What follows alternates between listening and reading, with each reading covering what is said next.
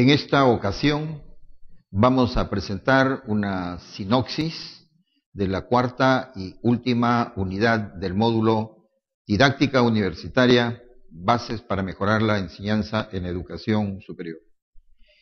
Esta unidad lleva por título Habilidades del profesor en el aula de clases y comprende dos temas a la vez. El primero, denominado Características personales del buen maestro, y el segundo, Habilidades que influyen en el aprendizaje.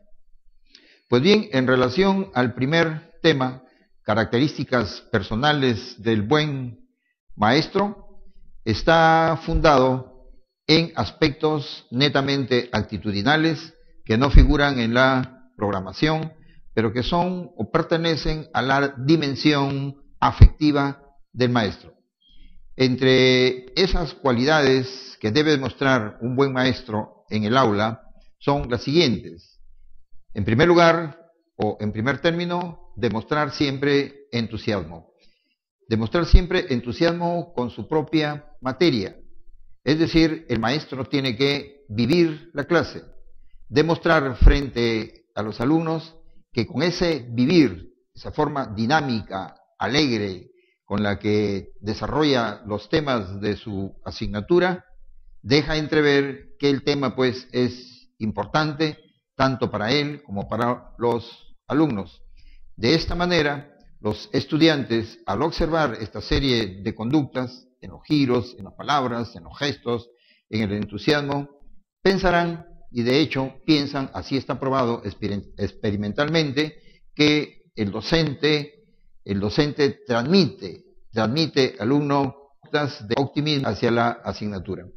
Entre otras características que han demostrado también influir en el aprendizaje de los alumnos, están las de ser un buen modelo, es decir, practicante de una serie de conductas positivas, tanto en el aula como fuera de ella. Y una de las características que se dice que es una regla de oro es la amabilidad. Así como la amabilidad abre las puertas fuera en la propia vida, también en el aula esto implica que el profesor trata con respeto a todos los alumnos por igual.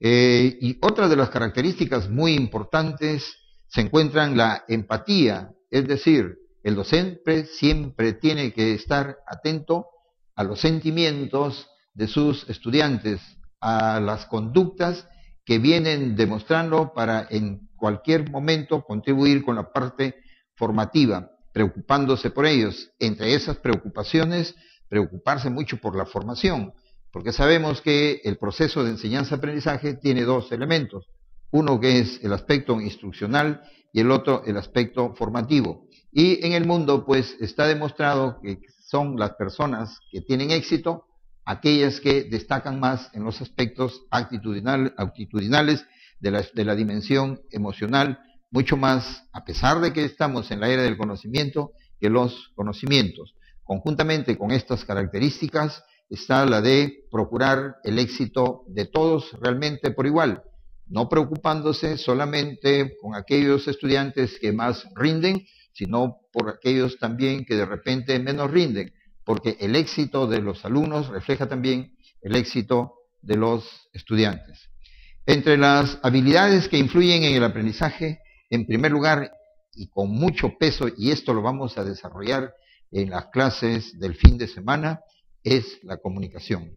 Entendida no solo como un proceso de ping-pong de una relación así del estudiante con el profesor y los estudiantes entre sí, sino también como un proceso mucho más amplio, en donde no solamente deben preocuparnos los elementos formales que intervienen en la comunicación, sino y sobre todo el contexto, porque es el contexto de la comunicación cuando es asertiva la que realmente procura y genera un ambiente de confianza, un ambiente de armonía, un ambiente positivo que influye muchísimo en el aprendizaje.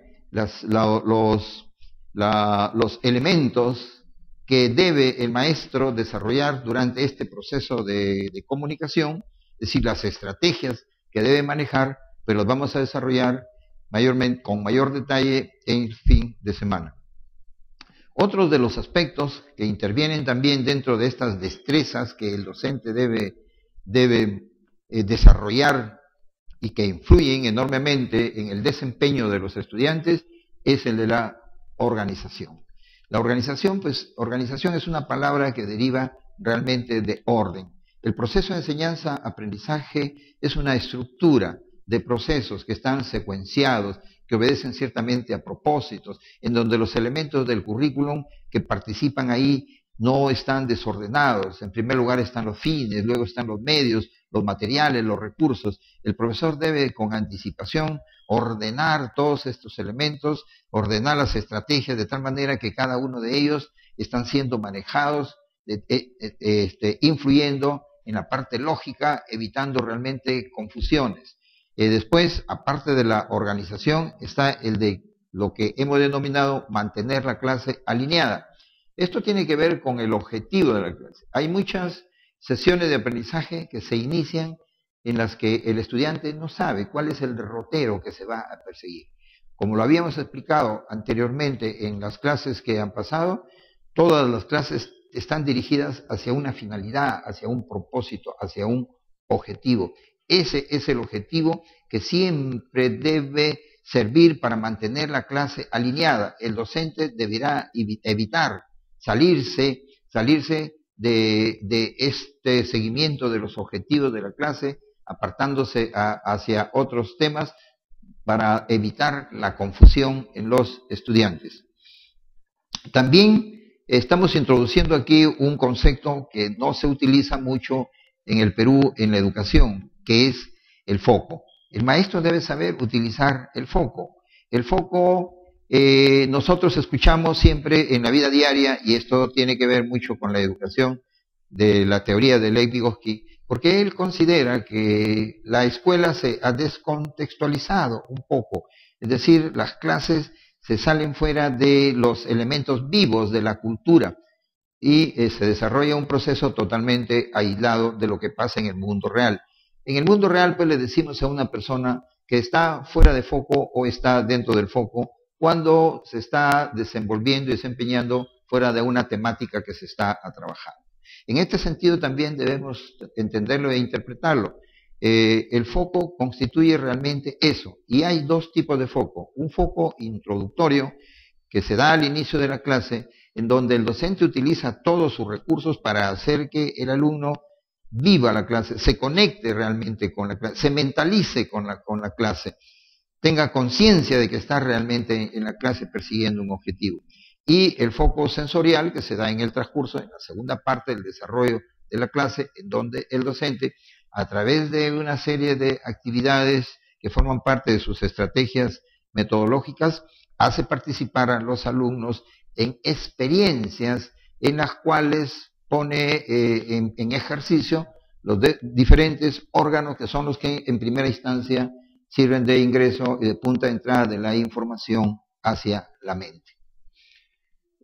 Otro de los aspectos que es muy importante y que vamos a desarrollar es aquel que se conoce como el monitoreo. Es decir, es un proceso a través del cual el profesor maneja estrategias para controlar la clase. Es decir, no se trata acá de controlar la disciplina de la clase, sino de controlar su propio proceso, el saber si los estudiantes están escuchando bien las instrucciones, están aplicando bien las instrucciones a través de las prácticas, a través de los ejercicios, saber si la clase está marchando de acuerdo a la planificación realmente prevista. Es decir, hay una serie de elementos que tienen que ser necesariamente controlados por el docente. A esto se llama el monitoreo de la clase.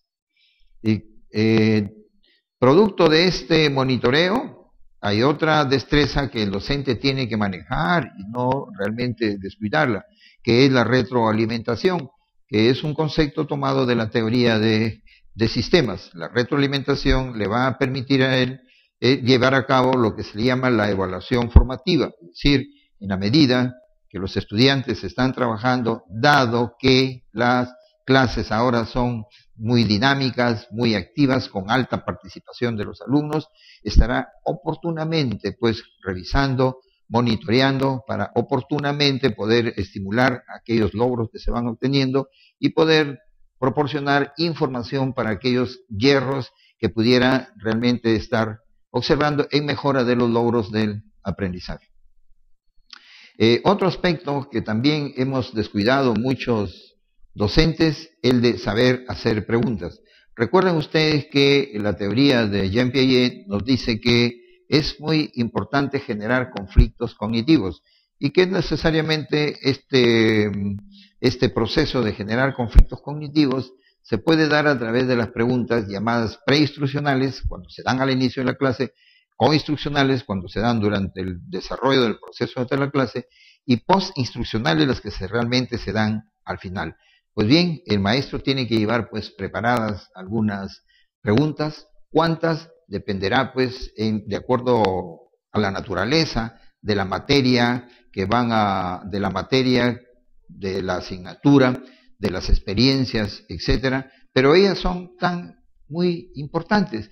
Hay la frecuencia, los psicólogos nos dicen que deben ser muchas, es decir, deben plantearse permanentemente en la clase.